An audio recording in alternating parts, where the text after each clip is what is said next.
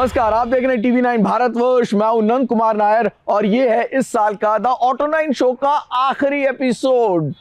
लेकिन आखिरी है, फिर भी बेहद खास रहने वाला है, क्योंकि यहां पर आपको दिखने वाली है 2026 की तस्वीर और कैसे हुआ 2025 का अंत। जी हाँ, 2025 के अंत की बात करें तो अंत हुआ एक बहुत ही उम्दा गाड़ी के साथ। वो गाड़ी जिसका पूरे साल हम इंतजार करते रहे, मारुति सुजुकी की ई विटारा। एक टेस्ट ड्राइव जो हमने ली ये समझने के लिए कि क्या 2026 में मारुति सुजुकी की पहली इलेक्ट्रिक कार मार्केट को एक्साइट कर सकती है या नहीं। टाटा की सिएरा ऑलरेडी कमबैक कर चुकी है और जल्दी हमें इलेक्ट्रिक वर्जन देखने को मिलेगा। महिंद्रा की BE6 और XEV9 ऑलरेडी मार्केट को कैप्चर कर रही हैं। Hyundai भी अपनी क्रेटा इलेक्ट्रिक ला चुका है, लेकिन एक कार जिसका लोगों को बहुत ही बेसब्री से इंतजार था वो है सुजुकी की इलेक्ट्रिक विटारा।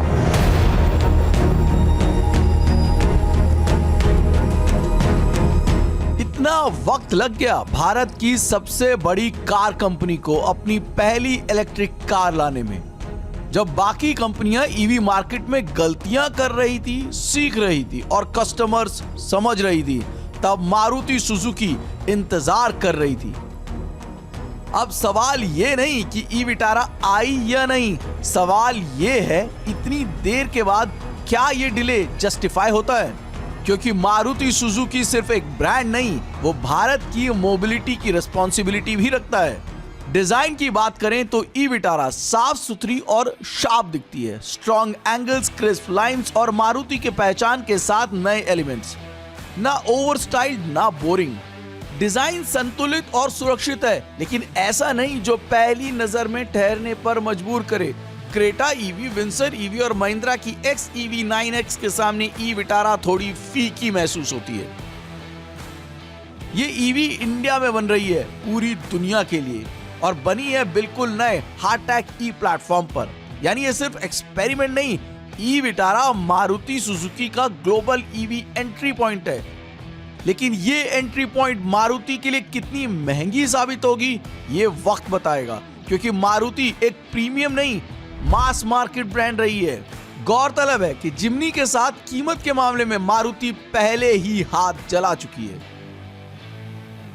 अंदर बैठते ही सबसे बड़ा सरप्राइज मिलता है इंटीरियर क्वालिटी, अब तक की सबसे premium Maruti Suzuki. Better materials, कम हार्ड प्लास्टिक और ओवरऑल फिट एंड फिनिश में क्लियर इंप्रूवमेंट। ड्राइव सेलेक्टर अलग है, न्यूट्रल के लिए पुश डाउन, ड्राइव के लिए राइट ट्विस्ट, रिवर्स के लिए लेफ्ट। थोड़ा ऑड लेकिन फंक्शनल। बूट स्पेस कम है लेकिन नीचे फुल साइज स्पेयर व्हील और charging cable storage tray.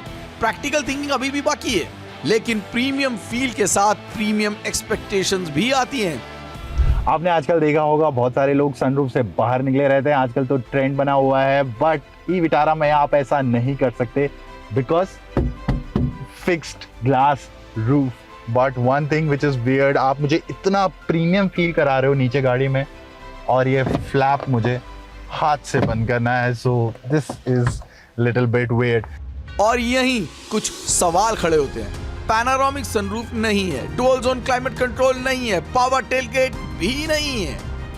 Kind of price I am paying for this car, उसके बावजूद भी मुझे एक मैकेनिकल टेलगेट मिलता है। This is not electronic.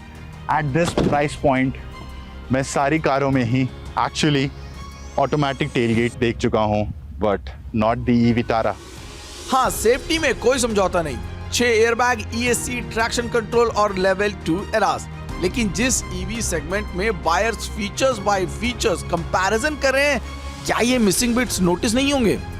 मैं बैठा हूँ सेकंड रो में और आप देख सकते हैं हेड रूम की थोड़ी सी कमी है मेरे लिए। You can recline the seats but थोड़ा सा कर सकते हैं।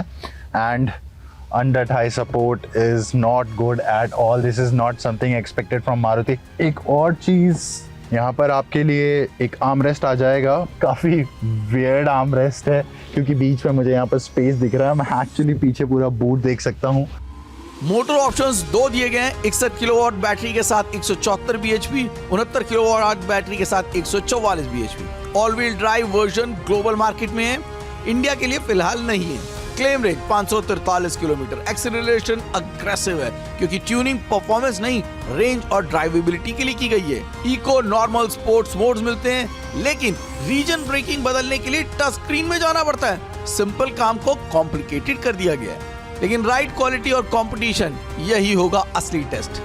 सस्पेंशन फर्म साइड पर है, अनइवन रोड पर बम्प्स फील होते हैं, राइड क्वालिटी एवरेज। और अब असली सवाल, कंपटीशन। आज ईवी बायर कंपेयर करता है टाटा नेक्सॉन ईवी की मैच्योरिटी, MG ZS की फीचर, Hyundai क्रेटा ईवी की ग्लोबल पॉलिश, और अब तो महिंद्रा की XEV 9S का प्राइस पॉइंट। और विंसर को तो भूलिए मत, ईवी मार्केट में सबसे ज्यादा बिकने वाली MG की इलेक्ट्रिक एंट्री। तो सवाल सीधा है, मारुति जो हमेशा बजट और वैल्यू ब्रांड रही है, उसके लिए बायर कितना पे करेगा?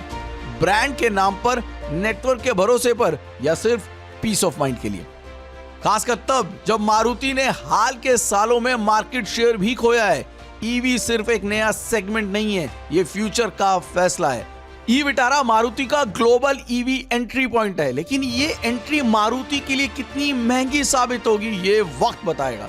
क्योंकि मारुति एक प्रीमियम नहीं, मास मार्केट ब्रांड रही है। और गौरतलब है कि जिम्नी के साथ कीमत के मामले में मारुति पहले ही हाथ जला चुकी है। एक बात बिल्कुल क्लियर है कि 2025 ऑटोमोटिव इंडस्ट्री के लिए बेहद खास रहा। कई सारी उम्दा कार्स एंड बाइक्स को लॉन्च किया गया, कस्टमर्स भी काफी खुश नजर आए। लेकिन अब तैयारी है 2030 की। Hyundai, Maruti Suzuki, Tata motors, Mahindra, इन सभी ने अपने प्लान्स को लगभग रिवील भी कर दिया गया है। यानी कि कई सारे नए कार्स और बाइक्स हैं जो कि मार्केट में इन सालों में आने वाले हैं।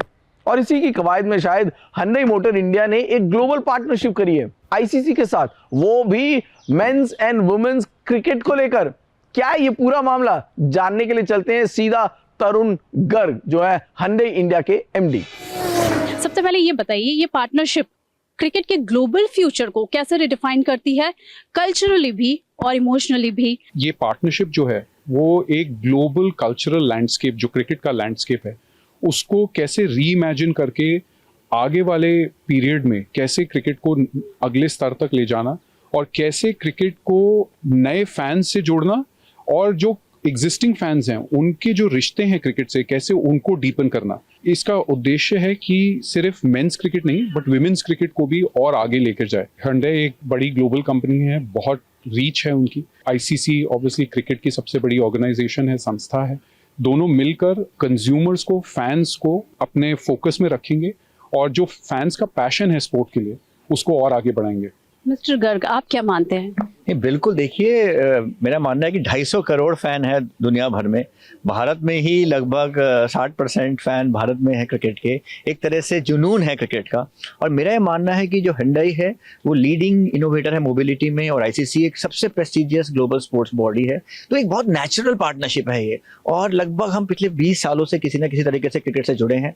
इनफैक्ट विमेन क्रिकेटर्स हमारी स्मृति मंधाना और जेमाइमा रॉड्रिक्स पिछले 4-5 साल से हमारे ब्रांड एम्बेसडर है। तो हमारा मानना है कि ये एक Hyundai ब्रांड को विश्व में और ऊंचा ले जाने के लिए ये एक बहुत अच्छा प्लेटफॉर्म हमें मिला है। जैसे मैंने आपको बताया 7 फरवरी से क्रिकेट वर्ल्ड कप शुरू होने वाला है, तो फैंस को मौके मिलेंगे मैचेस देखने के। हमारे शोरूम्स जो कि भारतवर्ष में हमारे लगभग 1400 शोरूम है, इंक्लूडिंग गांव-गांव में हमारे शोरूम है, और लोगों को मौका मिलेगा कि वो पार्टिसिपेट करें, हमारी गाड़ियों की टेस्ट ड्राइव लें, और उनको मैचेस देखने का मौका मिलेगा, उनको ग्राउंड तक पहुंचने का मौका मिलेगा। तो हमने बहुत डिफरेंट तरीके के इनोवेशंस किए हैं। सस्टेनेबिलिटी और ग्रीन मोबिलिटी की बात करें तो इससे इंटीग्रेट करने का कोई कॉन्क्रीट प्लान हम आगे देख पाएंगे? देखिए, बहुत इंपॉर्टेंट है सस्टेनेबिलिटी। आप देखिए यहाँ पर आयोनिक 5 जो कि हमारी बहुत ही ग्लोबल बेंचमार्क है ईवीज में, तो हमने अनाउंस किया है कि 5 ईवीज हम 2030 तक लाने वाले हैं। इनफैक्ट 2027 में हमारी पहली फुली डेडिकेटेड भारत के लिए ईवी आने वाली है। हम पूरी सप्लाई चेन को भी लोकलाइज कर रहे हैं। तो Hyundai ग्लोबली भी सस्टेनेबिलिटी की तरफ पूरी तरह प्रतिबद्ध है। और सस्टेनेबिलिटी सिर्फ मॉडल्स की नहीं, हम अगर देखते हैं कि गाड़ियों में जो मटेरियल यूज कर रहे हैं इलेक्ट्रिक गाड़ियों में, उसमें भी हम सस्टेनेबल मटेरियल यूज कर रहे हैं। जैसे मैंने बताया, पूरा इकोसिस्टम, चार्जिंग इंफ्रास्ट्रक्चर, हम डीसी फास्ट चार्जर लगा रहे हैं, 600 फास्ट चार्जर हम 2032 तक लगाने वाले हैं। और आई थिंक ये क्रिकेट हमें एक प्लेटफॉर्म देगा कि अपनी इलेक्ट्रिक गाड़ियों को और ज़्यादा देश में फेमस करने के लिए, उनको फैंस के दिलों में उतारने के लिए, और हम इसको एक नए मुकाम पे लेके जाना चाहते हैं सस्टेनेबिलिटी के प्रति, क्योंकि हमने अनाउंस किया है कि 2030 तक 50% से ज्यादा गाड़ियां हमारी जो होंगी भारत में बिकेंगी, वो सब ग्रीन गाड़ियां होंगी। 25 खत्म हो रहा है, आई एम श्योर आपके 26 के लिए विश लिस्ट तैयार हो रही होगी। चलिए, इस विश लिस्ट को बनाने में ऑटो9 की टीम थोड़ी सी हेल्प कर देगी, खासकर बाइक्स के मामले में। एक नजर डाल लीजिए कि 2026 में कौन से टू व्हीलर्स हैं जिन पर आप नजर रखें, आपके लिए हो सकता है फायदा। रॉयल एनफील्ड हिमालयन 450 के बाद अब बात हो रही है हिमालयन 750 की। आइकमा और मोटोवर्स में दिख चुके प्रोटोटाइप्स साफ इशारा करते हैं कि royal Enfield middleweight adventure segment में अब बड़ा दांव खेलने जा रही है। नया 750 पैरेलल ट्विन इंजन, करीब 55 bhp की पावर और स्पोक व अलॉय व्हील्स के अलग अलग वेरिएंट्स। लॉन्च भले लेट 2026 या अर्ली 2027 में हो, लेकिन हिमालयन 750 पहले से ही प्रीमियम एडवेंचर स्पेस को गर्म कर चुकी है। BMW F450 GS, BMW Motorrad, BMW की सबसे ज्यादा प्रैक्टिकल एडवेंचर बाइक अब इंडिया मेड होने जा रही है। F450 GS, जिसे TVS के साथ मिलकर भारत में बनाया जाएगा। 2026 के शुरुआत में इसके लॉन्च होने की पूरी उम्मीद है। 420 सीसी ट्विन सिलेंडर इंजन, करीब 48 bhp की पावर, 6.5 इंच का TFT, राइडिंग मोड्स और ऑप्शनल क्विक शिफ्टर। कीमत 4.5 से 5.5 लाख के बीच मानी जा रही है। यह बाइक सीधे हिमालयन 450 और KTM 390 एडवेंचर को टक्कर देगी। हीरो एक्सपल्स 421, हीरो एक्सपल्स 200 ने आइडिया सेट किया। एक्सपल्स 421 उस आइडिया को नेक्स्ट लेवल पर ले जाने वाली है। नई 421 सीसी लिक्विड कूल्ड इंजन, 35 से 40 bhp पावर होने की उम्मीद और फोकस रहेगा लो और मिड रेंज टॉक पर। 21 इंच का front wheel, USD focus, proper off road geometry. Launch March 2026 के आसपास। हीरो के लिए यह सिर्फ एक बाइक नहीं, एस्पिरेशनल सेगमेंट में क्रेडिबिलिटी की परीक्षा। Suzuki E-Access electric scooter, Suzuki की पहली इलेक्ट्रिक स्कूटर E-Access 2026 की सबसे अहम EV लॉन्चेस में से एक होगी। 3.7 किलोवाट आवर की बैटरी, 95 किलोमीटर की क्लेम रेंज और फास्ट चार्जिंग में सिर्फ 2 घंटे से ज्यादा का समय। 122 किलो वजन रखने वाली 160 mm ग्राउंड क्लियरेंस और familiar access practicality. Dealership charging infra के कारण लॉन्च में हो रही है देरी, लेकिन मार्केट एंट्री होते ही ओला और एथर के लिए होगी यह सबसे बड़ी चुनौती। और आखिर में बात होंडा की। भारत की सबसे भरोसेमंद स्कूटर का नया अवतार एक्टिवा 7G। 2026 की शुरुआत में एक्टिवा 7G भारतीय सड़कों पर आ सकती है। Updated design, fully digital cluster, Bluetooth connectivity, smart की, USB चार्जिंग और ज्यादा रिफाइंड 100 से 125 सीसी का इंजन। 80 से 90 हजार की अनुमानित कीमत के साथ एक्टिवा 7G फिर साबित कर सकती है कि मास मार्केट का किंग कौन है।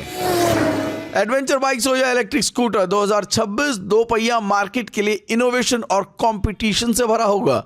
अब देखना यह है कि इन 5 में से कौन सिर्फ चर्चा में रहेगा और कौन वाकई में होगा गेम चेंजर। तो वक्त हो चला है आपसे इजाजत लेने का।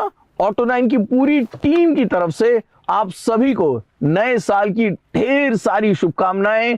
जश्न मनाइए, नई यादें बनाइए, लेकिन सड़क पर निकलते वक्त अपनी जिम्मेदारी को ना भूलें और अगले साल भी इस साल की तरह ऑटो9 के साथ जुड़े रहिए। नमस्कार।